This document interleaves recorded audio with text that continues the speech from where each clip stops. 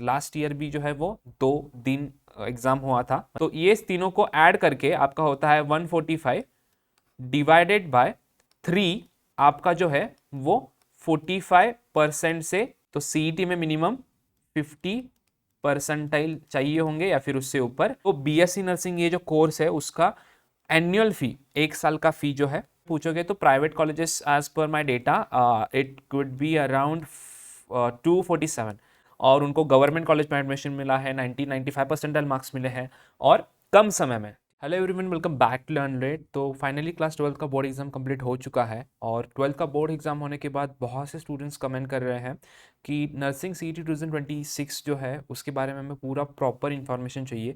उसके exam dates क्या है, एलिजिबिलिटी क्राइटेरिया क्या है, मतलब एग्जाम देने के लिए अलग क्राइटेरिया होता है, उसके बाद एडमिशन लेने के लिए भी अलग क्राइटेरिया होता है, उसका इन्फॉर्मेशन चाहिए। पेपर पैटर्न, सिलेबस के बारे में भी इन्फॉर्मेशन चाहिए। गवर्नमेंट कॉलेजेस की फ़ीस कितनी होती है, क्योंकि बहुत से स्टूडेंट्स का ड्रीम होता है कि उनको गवर्नमेंट कॉलेज में एडमिशन मिल जाए, तो उसका फ़ीस जो है वो कम होता है। उसकी वजह से जो है मोस्टली गवर्नमेंट कॉलेज को प्रेफर किया जाता है, और जो फैसिलिटीज़ आपको मिलते हैं।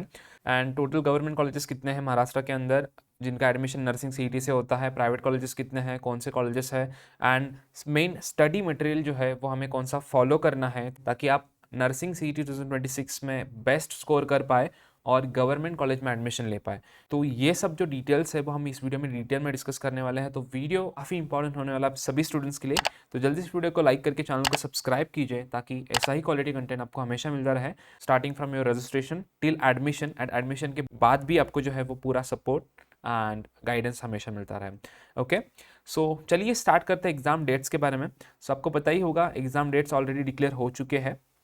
जो डेट्स मेंशन है वो है 6 मई 2026 एंड 7 मई 2026। लास्ट ईयर भी जो है वो 2 दिन एग्ज़ाम हुआ था, मतलब थोड़े स्टूडेंट्स का लास्ट ईयर 7 अप्रैल को हुआ था 2 शिफ्ट में, और थोड़े स्टूडेंट्स का 8 अप्रैल को हुआ था। ठीक है, इस साल भी ये टेंटेटिव डेट्स जो है वो सीईटी सेल ने दिए हैं, मतलब जो टेंटेटिव डेट्स है वही फाइनल डेट्स होता है। ठीक है, तो 6 और 7 मई को आपका एग्ज़ाम रहेगा। अप्रॉक्स 2 महीने का टाइम है। 2 महीने का टाइम बहुत ज़्यादा है, मैं बोलूँगा क्यों, क्योंकि लास्ट ईयर और उसके पहले 2022, 23, 24 में अगर आप देखोगे तो बस 1 महीने का टाइम मिलता था। ओके, और 1 महीना भी बहुत सफिशिएंट था उस समय भी। तो इस समय 2 महीने का टाइम मिला है, तो अच्छे से आप प्रिपरेशन कर सकते हो। कौन से चीज़ें को फॉलो करना है, क्या मटेरियल फॉलो करना है, वो सब हम चीज़ें डिस्कस करते हैं। सेकेंड चीज़ जो है वो रजिस्ट्रेशन के बारे में है। रजिस्ट्रेशन आपको पता है 16 मार्च तक ऑलरेडी एक्सटेंड हो चुका है, और मैं बोलता हूँ और इसको एक बार एक्सटेंड किया जाएगा, क्योंकि मैंने देखा है 2022, 23, 24 में 3 बार रजिस्ट्रेशन, 2 बार रजिस्ट्रेशन एक्सटेंड किया जाता है। तो ये एक बार हो चुका है और 15 दिन हो सकता है, तो ये होता रहता है। बट आप रजिस्टर कर लेना, आपको जब टाइम मिले। तो ये 16 तारीख है, तो 16 तारीख से पहले कर लेना। बट आई एम श्योर 16 तारीख के बाद भी और 15 दिन के लिए रजिस्ट्रेशन एक्सटेंड होगा, क्योंकि ये हर साल होता है, पिछले 4 साल से ऐसा ही होता है। ठीक है, अभी ये हमारा रजिस्ट्रेशन इंपॉर्टेंट नहीं है, हमारा इंपॉर्टेंट है एग्जाम के डेट्स। एग्जाम के डेट्स पता होना ज़रूरी है ताकि आप उसके अकॉर्डिंग प्रिपरेशन कर पाए। सेकेंड इंपॉर्टेंट चीज़ है एलिजिबिलिटी क्राइटेरिया। ठीक है, अब एलिजिबिलिटी क्राइटेरिया क्यों, क्योंकि आपको पता होना ज़रूरी है कि अगर आपको बीएससी नर्सिंग का एग्ज़ाम देना है तो आप एग्ज़ाम देने के लिए एलिजिबल हो कि नहीं। ठीक है, अगर एलिजिबल ही नहीं हो तो आप एग्ज़ाम कैसे दे पाओगे, और एग्ज़ाम दे भी दोगे तो एडमिशन कैसे लोगे, क्योंकि 2 क्राइटेरिया होते हैं नर्सिंग के। 2 क्राइटेरिया आपके, फर्स्ट क्राइटेरिया है एमएच नर्सिंग सीईटी एग्जाम देने के लिए आप एलिजिबल हो कि नहीं, वो वाला क्राइटेरिया। सेकेंड क्राइटेरिया है आपने एमएच नर्सिंग सीईटी एग्जाम दे दिया है, अब एडमिशन के लिए बीएससी नर्सिंग के आप एलिजिबल हो कि नहीं। दोनों क्राइटेरिया हम इस वीडियो में डिस्कस करने वाले हैं। फर्स्ट क्राइटेरिया है eligibility criteria for qualifying BSc nursing CET, मतलब आपको एग्जाम देना है तो क्या रिक्वायरमेंट मिनिमम चाहिए। तो उसका रिक्वायरमेंट एकदम सिंपल है, the candidate who has passed 12th exam, उसका जो क्लास 12th का एग्जाम है वो उसने पास किया चाहिए पीसीबी में एंड इंग्लिश में, एंड मिनिमम 45% चाहिए टुगेदर इन पीसीबी। मतलब सपोज आपको फिजिक्स में है 50, बायो में है आपके 50, ठीक है, और केमिस्ट्री में है आपके 45। तो ये तीनों को ऐड करके आपका होता है 145 डिवाइडेड बाय 3, आपका जो है वो 45% से ज़्यादा, इतना या फिर उससे ज़्यादा चाहिए। ठीक है, सो ये आपको कैलकुलेट करना है। अभी तो आपका एग्जाम हो चुका है क्लास 12th का। ओके, उसके बाद रिजल्ट आएगा। रिजल्ट आने के बाद फिजिक्स, केमिस्ट्री, बायो का ओपन कैटेगरी के लिए एंड जनरल कैटेगरी के लिए 45% से ज़्यादा पीसीबी में स्कोर होना चाहिए। सिंपल। सेकेंड, जो कैटेगरी के स्टूडेंट है उनका क्या? तो जो कैटेगरी के स्टूडेंट है बिलोंगिंग टू SC ST और अदर बैकवर्ड कैटेगरीज, तो उनको थोड़ा कंसेशन है इसमें। तो उनको जो पीसीबी का टुगेदर क्वालिफाइंग मार्क रहेगा वो 40% रहेगा। मतलब पीसीबी का आपको क्लास 12 बोर्ड एग्जाम का फिजिक्स केमिस्ट्री बायो का मिला के टोटल 40% आना चाहिए। कैसे कैलकुलेट करना है मैंने बता दिया। फिजिक्स का प्लस केमिस्ट्री प्लस बायो का तीनों को ऐड करना है, उसको डिवाइड बाय 3 होना है। ठीक है, उसका अगर 45 या फिर उससे ज़्यादा होता है तो ओपन के कैंडिडेट्स एलिजिबल है एग्ज़ाम देने के लिए, एंड बाकी बैकवर्ड्स कैटेगरी जो आती है ओके उनके लिए 40% है।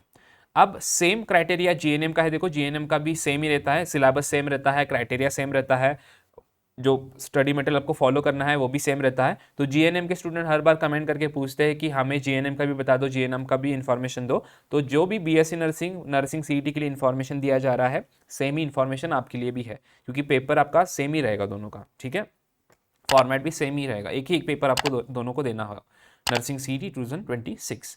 सो जीएनएम का क्राइटेरिया क्या है? जीएनएम का कोर्स का क्राइटेरिया आपको यही रहेगा सेम, कि फिजिक्स केमिस्ट्री बायो में आपके जो है वो 45% चाहिए। अब ये सारे मतलब ओपन कैटेगरी के लिए, जनरल कैटेगरी के लिए और बैकवर्ड कैटेगरी के लिए सभी के लिए 45 या फिर उसके ऊपर चाहिए क्लास 12 के पीसीबी में। होप ये आपको पता चल गया होगा कि अगर आपको एग्जाम देना है, ठीक है, बीएससी नर्सिंग का, नर्सिंग सीईटी 2026, तो ये क्राइटेरिया मैच होना चाहिए। नेक्स्ट, ओके आपका ये क्राइटेरिया हो गया। अब नेक्स्ट क्राइटेरिया क्या है? अगर आपको एडमिशन लेना है, ठीक है, अगर आपको बीएससी नर्सिंग में एडमिशन लेना है या फिर जीएनएम में एडमिशन लेना है फर्स्ट ईयर में, तो और एक क्राइटेरिया होता है। ठीक है, आपके नर्सिंग सीईटी के परसेंटाइल, आपने एग्जाम तो दे दिया, ठीक है, उसके बाद अब आपको एडमिशन लेना है, तो मिनिमम कितने परसेंटाइल चाहिए ताकि मैं एटलीस्ट किसी भी प्राइवेट कॉलेज में या फिर किसी भी गवर्नमेंट कॉलेज में एडमिशन ले पाऊँ, तो वो यहाँ पे दिया है। ठीक है, तो अगर आपको बीएससी नर्सिंग में एडमिशन लेना है और अगर आप ओपन कैटेगरी या फिर ईडब्ल्यूएस के कैटेगरी के स्टूडेंट हो, तो आपको मिनिमम 50% चाहिए नर्सिंग सीईटी 2026 के एग्जाम में। मिनिमम 50 मतलब 50 या फिर 50 से ज़्यादा चाहिए, कम से कम 50 तो होने चाहिए परसेंटाइल। ओके, ये आपके ओपन एंड ईडब्ल्यूएस कैटेगरी का है। ओके, नेक्स्ट बात आती है बाकी जो रिजर्व कैटेगरीज है उनका क्या।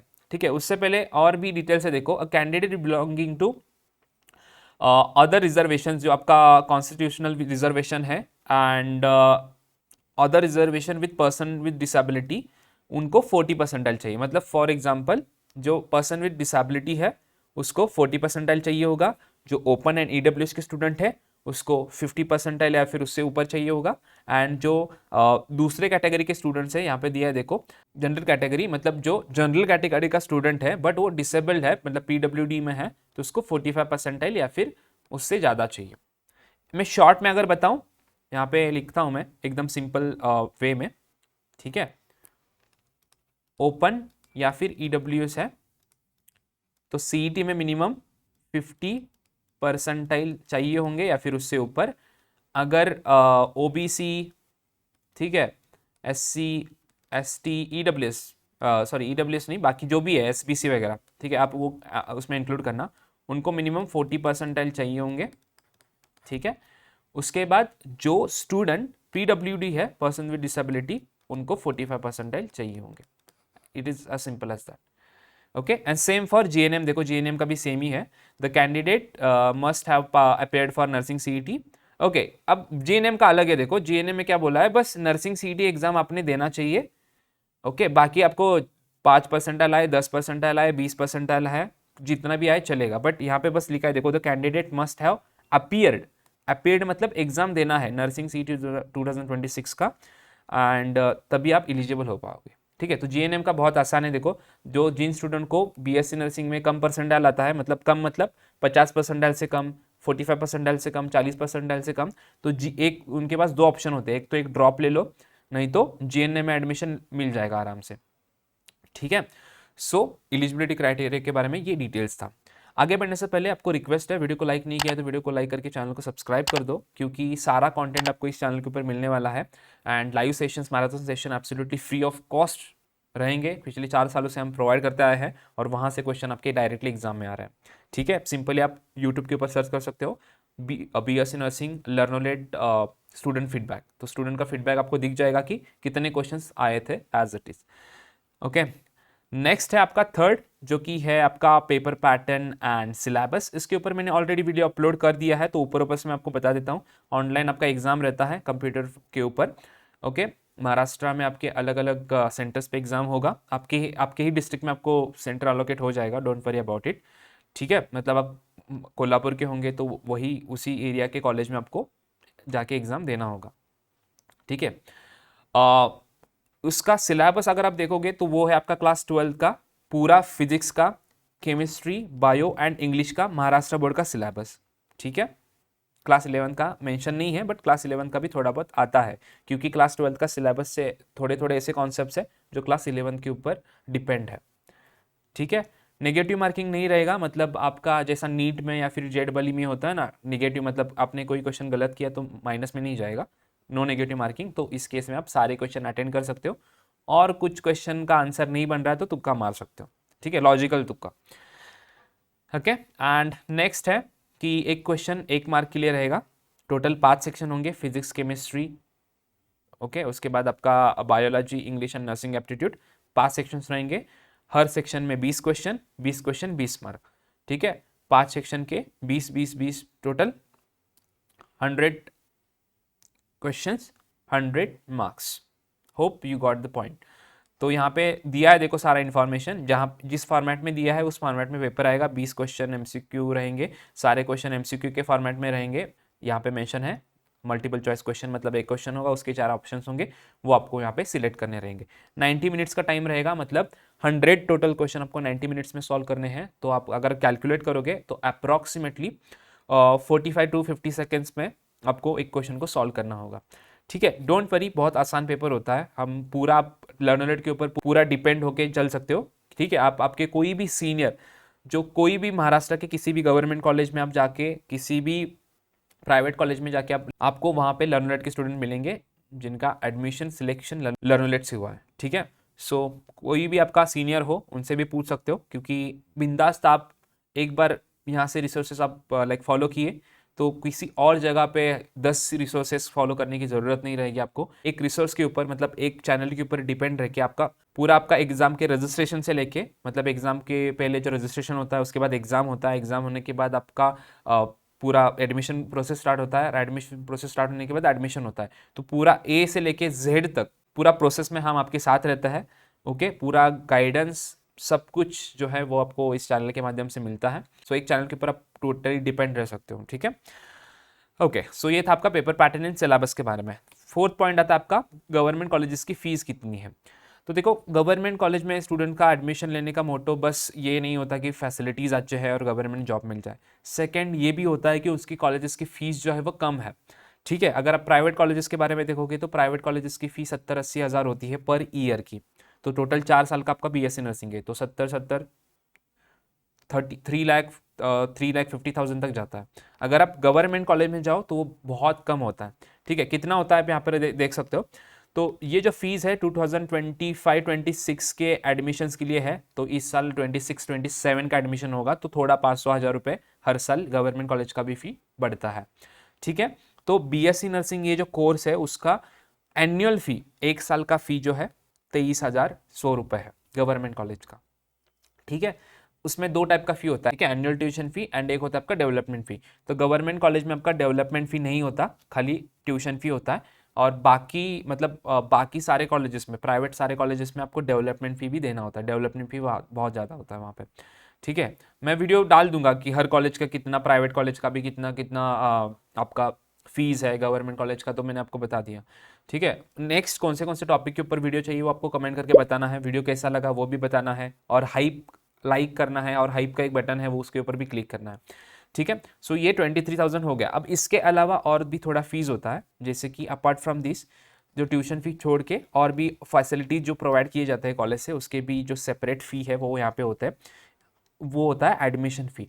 ये 1500 रुपये जो है वो आपको बस एडमिशन के समय फील करना है, वो एडमिशन के समय आपको देना रहेगा, उसके बाद नहीं देना है। एक ही बार वो जो है वो आपको 1500 रुपये देने होंगे। जिम खाना का जो फ़ी है, मतलब आपका वो जिम खाना वो सब जो स्पोर्ट्स में आता है वो सब उसका चीज़ रहेगा, उसका आपको 500 रुपीज़ पर ईयर पे करना होगा, मतलब हर साल का 500 रुपये 4 साल के लिए पे करना होगा। हॉस्टल फी सबसे कम रहता है इसका, ठीक है। प्राइवेट कॉलेज का हॉस्टल फी बहुत ज़्यादा रहता है, बट गवर्नमेंट कॉलेज का हॉस्टल फी 4000 रुपये मंथली नहीं है, 4000 रुपये ईयर का है, पूरे साल का। एक साल का आपका बस 4000 रुपये आपको पे करना है, उसके अंदर सब कुछ इंक्लूड हो जाएगा आपका, ठीक है। उसके बाद लाइब्रेरी फ़ी है, एक टाइम आपको 2000 रुपये का डिपॉजिट देना पड़ेगा एडमिशन के समय, उसके बाद पर ईयर आपको 1000 रुपये वहाँ पे देने पड़ेंगे। तो अप्रॉक्सीमेटली अगर आप कैलकुलेट करो ना, ये 23,000, 24,000, 25,000, 26, 27, 28, 29, 30, 31, 32, अप्रॉक्स 32,000 के आसपास जो है 32,000 के आसपास गवर्नमेंट कॉलेज का फ़ी रहता है। क्योंकि ये देखो 1500 रुपये आपको बाद में नहीं पे करने होंगे, डिपॉजिट भी बाद में नहीं पे करना होगा, तो यहाँ से 4000 माइनस कर लो आप, 4000 माइनस मतलब 28,000 के आसपास हर साल का फ़ी रहेगा सेकेंड ईयर से। पहले साल फर्स्ट ईयर में 32,000, उसके बाद 28,000, 29,000, 28,000 इसके हिसाब से रहेगा, क्योंकि 500,000 रुपये फ़ी इंक्रीज़ हो सकता है। उसमें भी फीमेल कैंडिडेट्स के लिए स्कॉलरशिप्स होती है, उसमें भी उनकी फ़ी कम हो जाती है, ठीक है। ये भी 23,000 कम हो जाते हैं फीमेल कैंडिडेट्स के। तो उसके स्कॉलरशिप्स के ऊपर भी आपको वीडियो चाहिए वो भी बता देना, सब कुछ इन्फॉर्मेशन आपको मिल जाएगा। लास्ट ईयर स्टूडेंट्स को बहुत कम फ़ी पे करनी पड़ी थी, जो मैंने उनको सारी डिटेल्स प्रोवाइड किए थे कि कौन से स्कॉलरशिप्स हैं, कहाँ से आपको फॉर्म भरना है, क्या करना है। तो बस 5,000 में एडमिशन हुआ था, 10,000 में मतलब पूरा हो चुका था उनका, ठीक है, एक साल का। तो ये वाला चीज़ भी आपको चैनल के ऊपर मिलेगा, not only study material but scholarships and all information मिलेगी, ठीक है। नेक्स्ट अब बात करते हैं कि टोटल गवर्नमेंट कॉलेजेस कितने हैं, प्राइवेट कॉलेजेस कितने हैं, और क्योंकि सारा इन्फॉर्मेशन हम देख रहे हैं ऑल इन्फॉर्मेशन, तो ये इन्फॉर्मेशन भी होना ज़रूरी है। तो लास्ट ईयर तक मतलब नए कॉलेजेस ऐड हुए हैं, बट जब नर्सिंग सीईटी एग्जाम स्टार्ट हुआ था महाराष्ट्र के अंदर, उस समय से 2022 से जो है वो हम पूरा इन्फॉर्मेशन पिछले 4 सालों से प्रोवाइड कर रहे हैं, स्टूडेंट्स को गाइड कर रहे हैं, ठीक है। तो 2022 में जब स्टार्ट हुआ था तो उस समय 5 कॉलेजेस थे बस गवर्नमेंट के, और 4 ही कॉलेजेस जो है वो एडमिशन के लिए मतलब पार्टिसिपेट करते थे। तो बेसिकली 4 कॉलेजेस ही थे उस समय, लातूर का कॉलेज पार्टिसिपेट नहीं करता था जीएमसी में।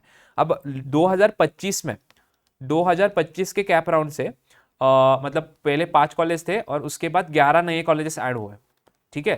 तो 11 नए कॉलेजेस ऐड होने के बाद आपके जो टोटल न्यू गवर्नमेंट कॉलेजेस, मतलब टोटल गवर्नमेंट कॉलेजेस जो है वो आप 16 हो चुके हैं एज पर 2025 डेटा। अब 2026 में इस साल कोई कॉलेजेस ऐड होंगे कि नहीं वो पता चल जाएगा, लाइक मई महीने के आसपास या फिर जून के आसपास पता चल जाएगा, जब एडमिशन सीजन स्टार्ट होगा आपका उस समय, ठीक है, एग्जाम होने के बाद, परसेंटाइल आने के बाद। तो अभी मतलब पकड़ के चलो 16 कॉलेजेस है। तो पहले बहुत कंपटीशन रहता था, 4 ही कॉलेज गवर्नमेंट के रहते थे और स्टूडेंट बहुत ज़्यादा रहते थे। अब कंपटीशन नहीं होगा ऐसा नहीं बोल रहा मैं, थोड़ा कंपटीशन कम रहेगा बट कंपटीशन रहेगा, क्योंकि 16 कॉलेजेस में सीट्स रहेंगे तो थोड़े सीट्स बढ़ चुके हैं। तो पहले बस 97 98 परसेंटाइल वालों को ओपन के मिलता था एडमिशन, अब 95 94 और उससे कम परसेंटाइल 90 परसेंटाइल में भी इस साल स्टूडेंट्स को एडमिशन मिले हैं, ठीक है। सो कम परसेंटाइल मतलब 90 92 के आसपास भी एडमिशन गवर्नमेंट में मिल रहा है। सो ये बेनिफिट आपका मिल चुका है। सो अब गवर्नमेंट कॉलेजेस की बात करोगे तो मुंबई में है जीएमसी जे हॉस्पिटल, देन पुणे में है बीजे जो कि आपको पता ही होगा, देन नागपुर का है जीएमसी, गोंडिया का है, देन छत्रपति संभाजीनगर में भी जीएमसी है, नांदेड़ में भी है, लातूर में भी है, जालना में है, बारामती में है, कोल्हापुर में है, सांगली में है मतलब मीरज में आपका, नंदुरबार में है, नासिक में है, जलगांव में है, पिंपरी पुणे में है और सातारा में है। सो अभी 16 गवर्नमेंट कॉलेजेस है। और आप प्राइवेट कॉलेजेस के बारे में पूछोगे तो private colleges as per my data it could be around 247 colleges जो है वो प्राइवेट के कॉलेजेस है, ठीक है, मतलब जो पार्टिसिपेट करते हैं। लास्ट ईयर तो ये डेटा था 2025 के हिसाब से, अब देखते हैं इस साल कोई कॉलेजेस ऐड होते हैं कि नहीं होते। ओके, अब सबसे इंपॉर्टेंट बात आती है कि ये तो हमें पता चल गया कि अभी हमें गवर्नमेंट कॉलेज को टारगेट करना है, क्या सिलेबस है, क्या पेपर पैटर्न है, देन फीस कितना होता है, उसके बाद एलिजिबिलिटी क्राइटेरिया है, ये सब डिटेल्स हमें पता चल रहा है। अब बात आती है इंपॉर्टेंट चीज़ की जो कि है स्टडी मटेरियल। तो स्टडी मटेरियल सर क्या फॉलो करें, कन्फ्यूजन है बहुत ज़्यादा, ठीक है। मतलब बुक्स अवेलेबल हैं, थोड़ी बहुत बुक्स अवेलेबल है, उसमें से कौन से बुक्स यूज़ करें कि वो बुक्स का कुछ फ़ायदा होगा भी कि, क्योंकि कुछ कुछ बुक्स है जो स्टूडेंट ले लेते हैं बट कुछ फ़ायदा होता नहीं है। स्टूडेंट होता है कोई कोई कोर्सेज बाय कर लेता है, उसका कुछ फ़ायदा होता नहीं है।